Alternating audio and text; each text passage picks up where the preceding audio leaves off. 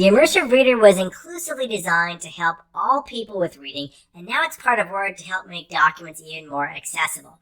The Immersive Reader button is on the View tab, similar to Focus Mode, and actually the button is right next to Focus. So I'll click Immersive Reader, and I'm going to walk through what happens. This special toolbar appears that is the Immersive Reader contextual toolbar. Now first off, I can do something like reduce visual crowding by increasing the text, line, and word spacing. And I'm going to click text spacing here.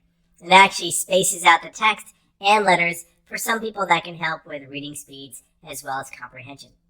I can maybe make the text a little bigger here. So down below, we'll click this, a couple of clicks to make it a little bigger. I can also do things like make the column more narrow. So I can make it more narrow. Some people prefer just a few words per line.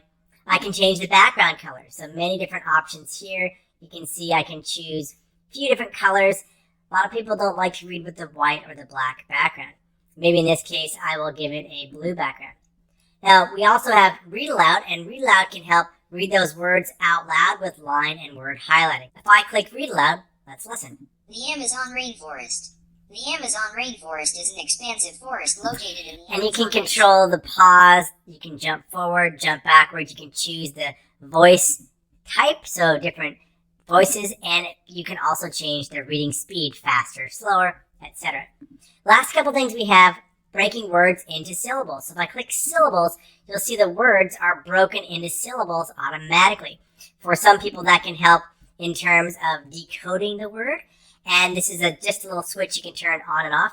And lastly, line focus. So if you want to focus the eyes, single line, 3 lines, or 5 lines, this can help people who have ADHD, students or people with dyslexia, cerebral palsy. So if I choose line focus, you can see I can navigate now just 1 line at a time, or I can go here to line focus and choose 3 lines or 5 lines. So all of that is built into the Immersive Reader. And if I close this, you'll see the document reverts just back to the way that it was.